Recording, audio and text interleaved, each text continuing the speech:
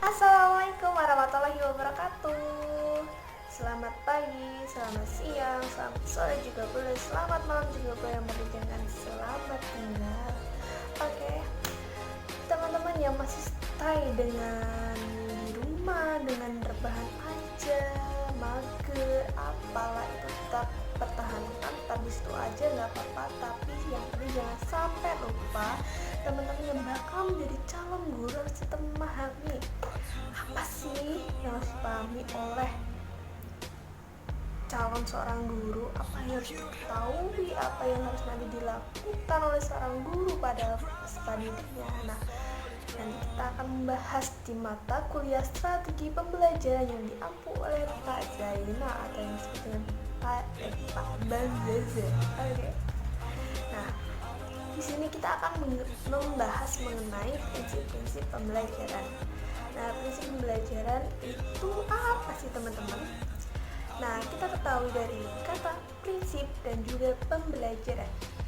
Nah, prinsip itu adalah kepercayaan sebagai dasar berpikir. Dasar berpikir. Sedangkan pembelajaran adalah suatu kegiatan, segala kegiatan yang dilakukan yang berkaitan dengan proses pembelajaran.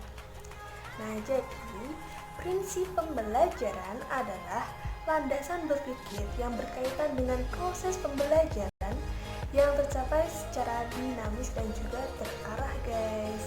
Nah, nanti ada macam-macam prinsip pembelajaran itu apa aja. Prinsip pembelajaran ada 7. Prinsip pembelajaran ada 7. Yang pertama adalah 1. Perhatian dan juga motivasi. Yang kedua adalah keaktifan. Yang ketiga adalah keterlibatan langsung. Yang keempat adalah pengulangan. Yang kelima adalah tantangan. Yang keenam adalah balikan dan penguatan. Dan yang terakhir adalah perbedaan individu. Jadi kita nanti akan membahas apa aja sih prinsip-prinsip definisinya, nanti apa yang harus kita lakukan di prinsip pembelajaran tersebut. Kita akan membahas, menjelaskan melalui slide-slide PPT. Nanti saya akan menjelaskan teman-teman. Oke, langsung aja ya, cikidat.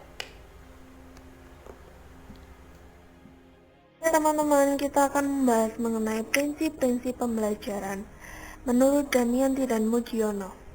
Nah, prinsip pembelajaran yang pertama adalah 1. Perhatian dan motivasi. Nah, di sini perhatian mempunyai peran penting dalam belajar yang mencakup pada bahan pembelajaran yang harus sesuai dengan kebutuhan peserta didik. Nah, sedangkan motivasi itu tenaga yang menggerakkan aktivitas seorang peserta didik. Itu juga mendorong teman-teman menginspirasi. Nah, motivasi sendiri mempunyai 2 sifat, yaitu internal dan juga eksternal. Internal yaitu motivasi yang muncul dari diri sendiri, sedangkan eksternal berarti motivasi yang didapat oleh orang lain, misalnya guru, teman, orang tua, dan sebagainya. Motivasi ini juga dibedakan menjadi 2, yaitu motivasi secara intrinsik dan motivasi secara ekstrinsik. Contohnya yang intrinsik teman-teman, misalnya pendorongan perbuatan yang dilakukan oleh seorang atau siswa yang belajar sungguh-sungguh karena ingin memiliki pengetahuan, karena ingin menguasai ilmu pengetahuan tersebut, materi tersebut. Nah, sebaliknya jika yang ekstrinsik, misalnya itu siswa yang belajar sungguh-sungguh karena ingin naik kelas, hanya karena ingin naik kelas ataupun karena ingin mendapatkan ijazah. Oke, lanjut. Yang kedua adalah keaktifan. Keaktifan ini terlibat pada belajar yang akan terjadi ketika peserta didik aktif mengalami sendiri. Dalam pembelajaran mengelola peserta didik sesuai dengan kemauan, bakat. Guru hanya merangsang keaktifan dengan menyediakan bahan-bahan pembelajaran ataupun materi. Yang ketiga adalah keterlibatan langsung ataupun pengalaman.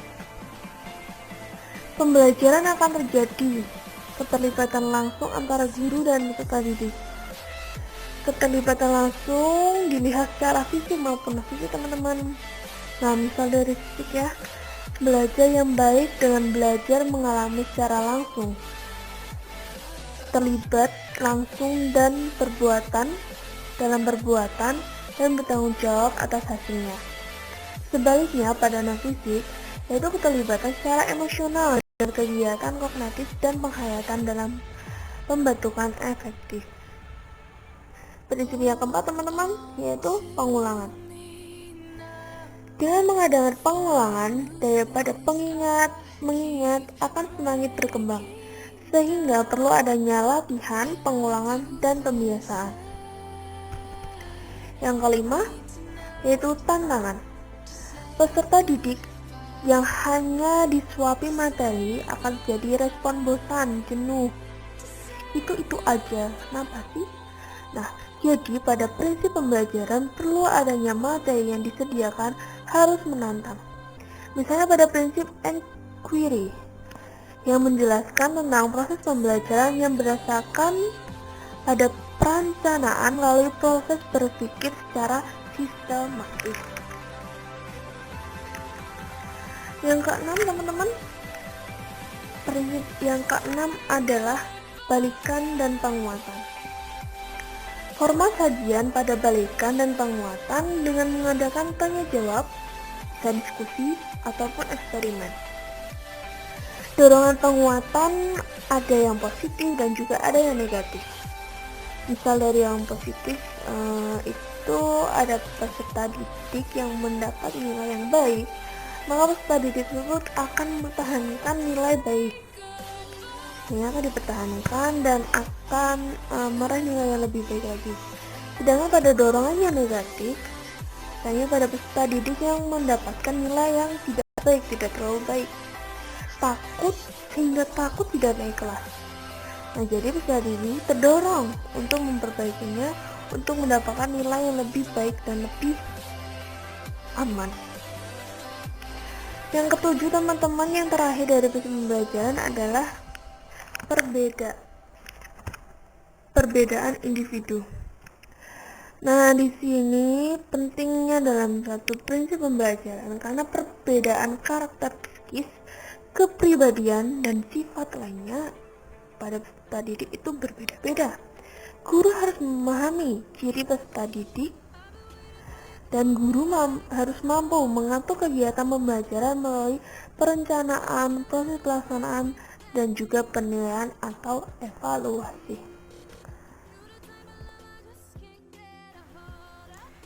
Oke, tadi sudah ada penjelasan slide-slide mengenai prinsip-prinsip pembelajaran. Jadi itu, teman-teman, ada yang tidak paham? Semoga paham ya. Terima kasih. Apabila ada salah kata mohon dimaafkan. Wassalamualaikum warahmatullahi wabarakatuh. Dadah.